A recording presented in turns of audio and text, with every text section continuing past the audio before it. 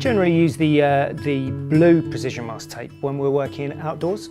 This has a high resistance to UV, high resistance to humidity, and you can again leave it 6 months outside really without experiencing any issues. Where this really comes into its own is, for instance, we do a lot of historic restoration. So if we have a Georgian house with Georgian sliding sash windows, which have many panes of antique glass, first of all we want to protect that glass and make sure that we don't get any paint on it. But really, once we've taped out all of those windows and we do, say, a 3-coat system, we can paint fast as many times as we want. Really speeds up the paint process exponentially. I mean, it's a huge gain in time from this one roll of tape. And then when we demask, we never have any issues with delamination of the glue.